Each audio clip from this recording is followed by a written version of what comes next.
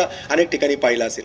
त्यांच्या जीवनातले पैलू तुमच्या सगळ्यांना माहीत असेल. खरे म्हणजे माझा 4-5 वेळा संबंध आला.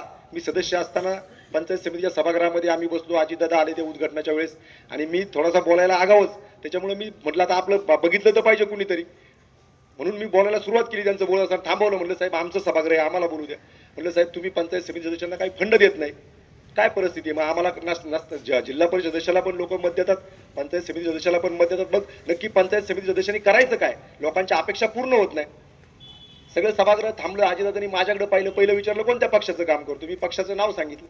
नंतर म्हटले अरे बाबा, पूर्वीच्या काळामध्ये 7-8-10 वर्षापूर्वी सभापतीला प्रचंड अधिकार असायचे. शिक्षकांच्या बदल्या, ग्रामसेवकांच्या बदल्या, मग काही अधिकार पैशाचा असायचा. मग तो शिक्षक सभापती सगळ्या गावात फिरायचा आणि पुढच्या वेळेस आमदारकीचंच तिकीट मागायचा. म्हणजे एक मिश्किल स्वभावामध्ये त्यांनी त्या ठिकाणी सांगितलं. परंतु तिथं गेल्यानंतर स्टेजवर सांगितलं का यांनी चांगला मुद्दा मांडलाय, आपण पंचायत समिती सदस्यांना काहीतरी अधिकार देऊ. आणि गेल्यानंतर 15 दिवसामध्ये GR काढून सदस्यांना त्या ठिकाणी आम्हाला 5-10 लाख रुपये फंड वित्त आयोगातून दिला. म्हणजे मला सांगायचा उद्देश असा आहे की सामान्य कार्यकर्त्याची ओळख ठेवायची. सामान्य कार्यकर्त्याने एखादी सूचना मांडली, जर ती योग्य सूचना असेल तर त्या सूचनेचं पालन करायचं आणि ती अंमलबजावणी करायची. एक असा नेता तर जो खऱ्या अर्थानं चौरंगी चेहरा होता, अष्टपैलू व्यक्तिमत्व होतं. परंतु मी मगाशी म्हटल्याप्रमाणे आपल्या सगळ्यांना आवडतो, आपल्या सगळ्यांच्या हृदयात आहे आणि म्हणून आपल्या मनाला चुटकी लावून अजितदादा गेले असं म्हटलं तर त्या ठिकाणी वावगं ठरणार नाही. दादा गेल्यामुळं नुकसान किती झाले हे आपण शब्दाने वर्णनच करू शकत नाही. खरं म्हणजे आजचा दिवस हा प्रचाराचा शेवटचा दिवस म्हणजे आज राष्ट्रवादी काँग्रेस पक्षाचा इतका उत्साहाचा दिवस असता की आज अजितदादाची सभा आपल्या या पारगावामध्ये असते किंवा लोणीमध्ये असते, आपल्या कुठल्या तरी मतदारसंघामध्ये असते. परंतु आज आपल्याला श्रद्धांजली व्हायची वेळ आली आणि खरोखर मी बंटीदादा तुमचं आणि सगळ्या उमेदवारांचं अभिनंदन करील. म्हणजे याच्यासाठी स्वागत करील की तुम्ही पक्षाने आदेश दिला की कसली सभा घ्यायची नाही, कसल्याही पद्धतीची भाषणं करायची नाही आणि तुम्ही तो आदेश तंतोतंत पाळला. कार्यकर्त्यांनी फक्त पत्रकं वाटली, कार्यकर्त्यांनी फक्त जाऊन लोकांना नमस्कार केला, परंतु कुठेही सभा मोठ्या प्रमाणामध्ये घेतली नाही. कारण ज्या नेत्यांनी हे राज्य घडवलं, ज्या नेत्यांनी या तालुक्यामध्ये सगळी विकासाची कामं केली, त्या नेत्याला श्रद्धांजली वाहत असताना तो नेता 4-5 दिवस जर झाले गेले तर आपण कसल्याही परिस्थितीत सभा घ्यायची नाही ही भूमिका तुम्ही तंतोतंत त्या ठिकाणी पक्षाची पाळली आणि त्यामुळे खऱ्या अर्थानं तुम्ही श्रद्धांजली, आपण सगळ्या मतदारसंघातील लोकांनी श्रद्धांजली व्हायला असं या ठिकाणी निश्चित प्रकारे होईल. अजितदादांचं स्वप्न होतं की राष्ट्रवादी काँग्रेस पक्षाची एक हाती सत्ता जिल्हा परिषदेवर आली पाहिजे.